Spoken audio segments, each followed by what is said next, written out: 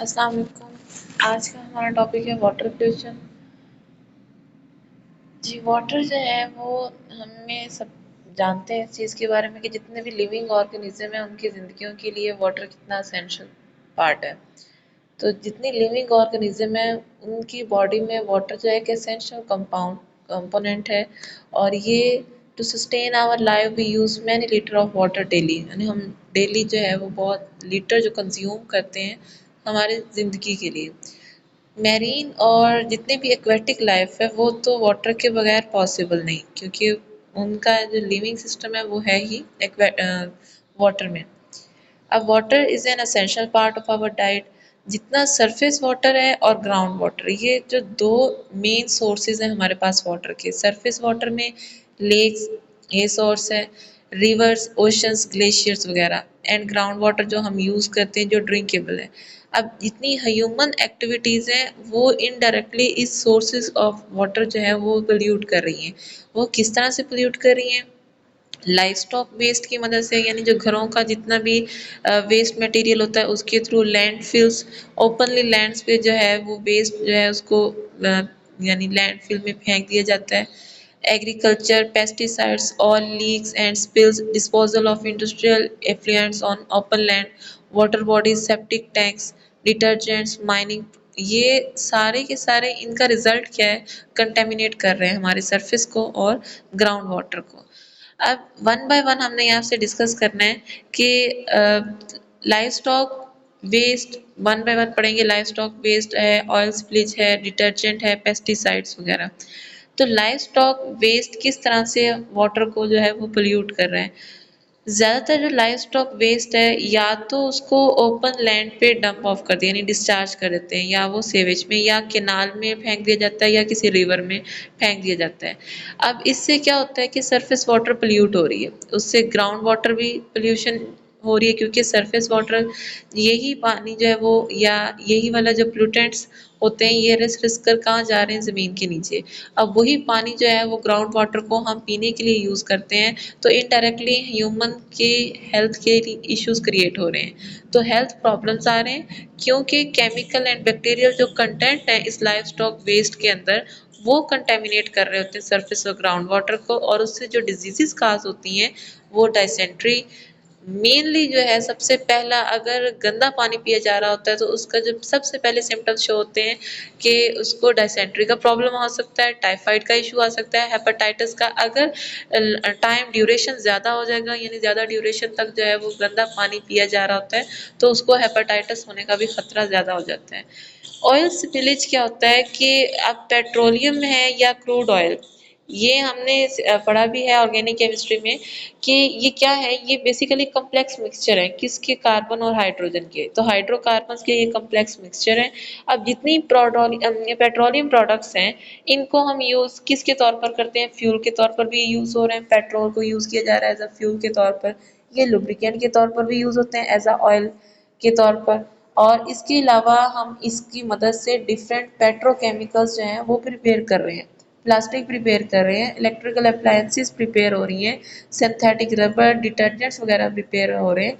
लेकिन जो सी वाटर है वो पोल्यूट हो जाता है एक्सीडेंटल। कहता है कि एक्सीडेंटल ये जो है सी वाटर ख़राब हो जाता है। किस तरह से? कि जब कार्गो ऑयल टैंकर्स जो होते हैं वो समंदरों से गुजरते हैं, या जो डिफरेंट ट्रक्स वगैरह होते हैं ऑयल के, तो या पाइपलाइन, ये सारे कहीं कभी इनमें हो जाता है कि लीकेज का प्रॉब्लम आ जाता है। जब लीकेज होती है तो वो ऑयल जो है वो उस टैंकर से उस पानी के अंदर क्या जाना शुरू हो जाता है।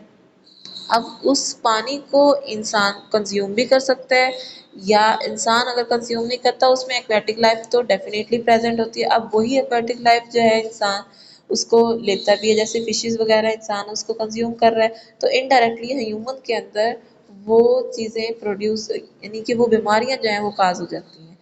तो इसमें बहुत सारे जो ये पेट्रोलियम प्रोडक्ट्स हैं ये पॉइजनस हैं एंड बहुत सीरियस हेल्थ प्रॉब्लम्स काज कर सकते हैं, ह्यूमन के लिए भी, एनिमल के लिए भी और एक्वेटिक लाइफ के लिए भी। यहाँ पे क्वेश्चन है कि हाइड्रोकार्बन्स होते क्या हैं? ये हमने पढ़े हुए हैं कि पर्टिकुलरली पॉलीसाइक्लिक एरोमेटिक्स हैं, जिनको हम कार्सिनोजेनिक भी कहते हैं, कार्सिनोजेनिक इसलिए कहते हैं कि अगर चाहे आप इनकी लो अमाउंट भी कंज्यूम कर रहे हैं, ये लो कंसंट्रेशन भी ह्यूमन में चली जाए, एनिमल में चली जाए या इसके एक्वेटिक लाइफ के अंदर, तो इसकी लो कंसंट्रेशन भी कैंसर काज करने में इसका रोल प्ले होता है। तो इसलिए एज अ इनको हम कार्सिनोजेनिक भी कहते थे इन पॉलीसाइक्लिक एरोमेटिक हाइड्रोकार्बन्स को। अब जितने मैरीन ऑर्गेनिजम्स हैं ये सेवरली अफेक्टेड होते हैं किससे, जो कि लोअर नंबर ऑफ कार्बन्स होते हैं। अब lower number of carbon C1 से लेकर C10 तक हैं, ये सॉल्युबल है वाटर के अंदर, और ये सॉल्युबल फ्रैक्शन जो है एरोमेटिक का, इसको जब कोई मैरीन एनिमल्स इसको कंज्यूम कर लेते हैं तो उसके क्या नुकसान हो सकता है कि वो उनकी डेथ काज भी कर सकते हैं, हो सकते हैं। तो लाइट ट्रांसमिशन इसके अलावा क्या होता है, आपको पता है कि जब भी वाटर सरफेस के ऊपर ऑयल अगर आ जाता है, ऑयल की डेंसिटी कम होती है वाटर से, तो ये सरफेस के ऊपर आ जाएगा। जब ये सरफेस के ऊपर आ जाएगा तो सन रेज जो हैं वो मूव नहीं कर सकती, नीचे तक ट्रांसफर नहीं होगी, यानी विद इन वाटर नहीं जा सकती। जब वो वाटर के अंदर नहीं जाती तो फिर एक्वेटिक लाइफ को वहां से वैसे भी खतरा है। दूसरा ये कि वो फोटोसिंथेसिस का प्रॉब्लम भी उनका जो है वो भी डिक्रीज कर जाता है।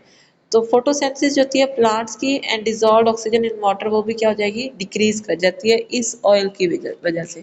थर्ड हमारे पास स्टेप आता है डिटर्जेंट क्या होते हैं, डिटर्जेंट्स किस तरह से जो पोल्यूशन काज करते हैं। तो डिटर्जेंट्स जो हैं ये यूज्ड कहाँ पे होते हैं, इंडस्ट्रीज में भी, घरों में भी, यानी हाउस होल्ड में भी यूज होते हैं। किस पर्पज के लिए, क्लीनिंग पर्पज के लिए।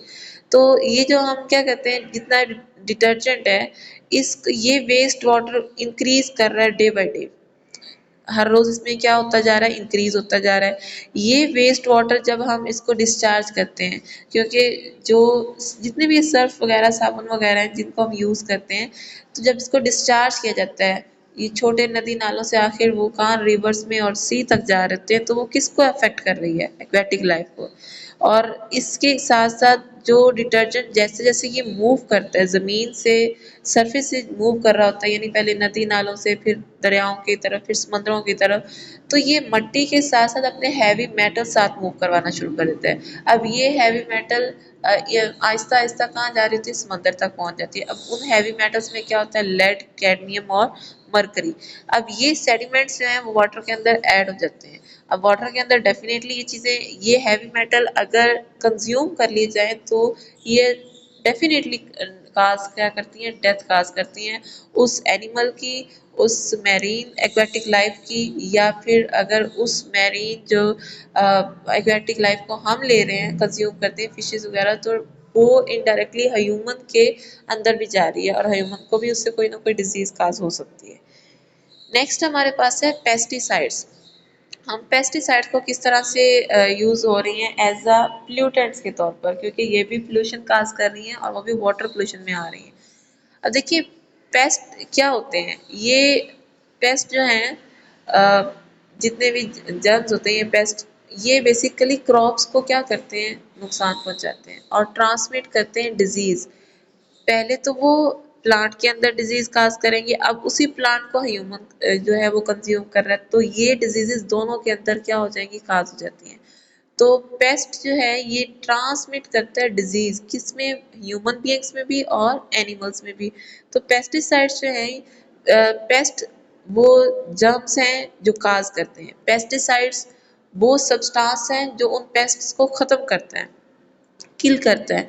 तो पेस्टिसाइड्स क्या होते हैं, ये वो सब्सटेंस हैं जो डायरेक्टली किल करेंगे, अनवांटेड ऑर्गेनिज्म भी हो सकता है, या फिर क्या कर सकते हैं कि उस प्रोसेस की ग्रोथ को क्या कर सकता है, कंट्रोल कर ले, यानी वो जो पेस्ट हैं उनकी ग्रोथ को कंट्रोल कर लें या उन पेस्ट को किल कर दें, तो उन सब्सटेंसेस को हम कहते हैं पेस्टिसाइड। अब ये भी चीज़ देखी गई है कि पहले एरिया अगर छोटा होता था लैंड क्रॉप के लिए, तो उससे इतनी ज़्यादा प्रोडक्शन नहीं होती थी। अब तो बहुत स्मॉल एरिया में भी क्या है कि प्रोडक्शन यील्ड बहुत इंक्रीज कर गई है। इसका फ़ायदा है कि हमने पेस्टिसाइड यूज़ किए तो हमें जो पेस्ट ख़त्म कर लिए हमने, हमने अपनी प्रोडक्शन जो है उसको इंक्रीज करवा दिया है। लेकिन इसका नुकसान भी है। अब नुकसान ये है कि ये पेस्टिसाइड केमिकल बेस्ड होते हैं, केमिकल बेस्ड जो है फिर हम फूड कंज्यूम करना शुरू कर रहे हैं। इनडायरेक्टली तो प्लांट बेस्ड जितने भी फूड है ह्यूमन कंज्यूम कर रहे हैं, एनिमल कंज्यूम कर रहे हैं, तो वो चीज़ें ह्यूमन के अंदर या फिर एनिमल्स में जा रहे हैं।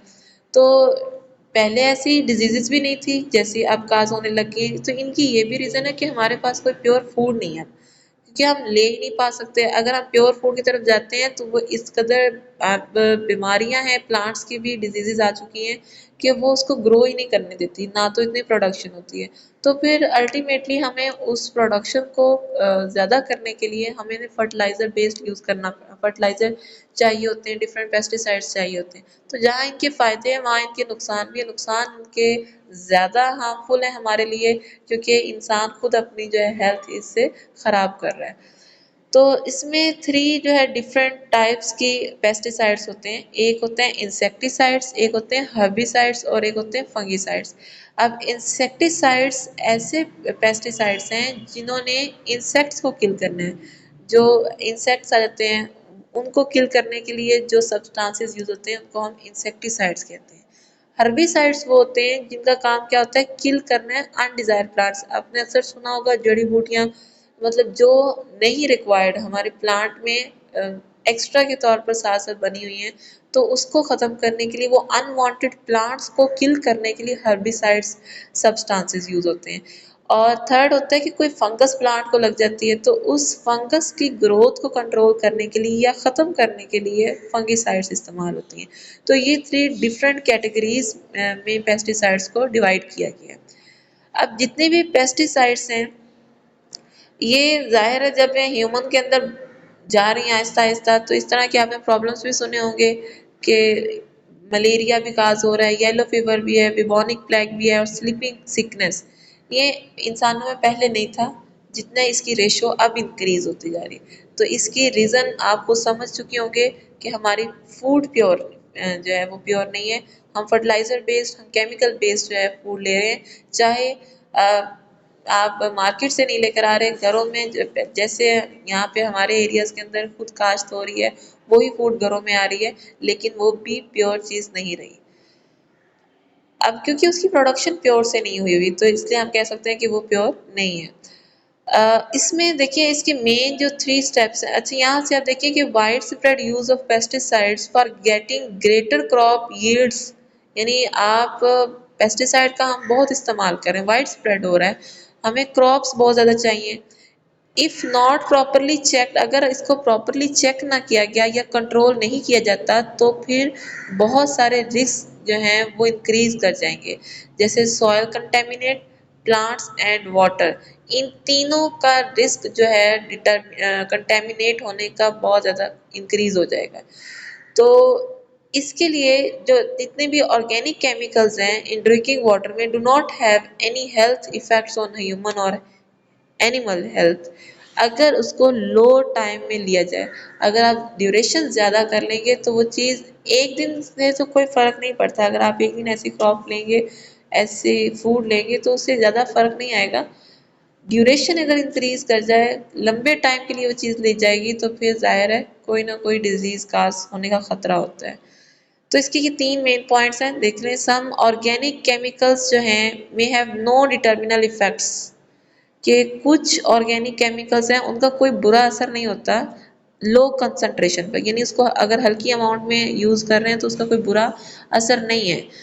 But many compounds once thought safe, लेकिन बहुत सारे ऐसे कंपाउंड्स हैं जिनको सोचा जाता है कि वो सेफ हैं, specially the synthetic organic chemicals, लेकिन वो क्या है, वो सीरियस भी हो सकते हैं और वो हेल्थ रिस्क भी ज़्यादा कर सकते हैं, even at very low concentration पर।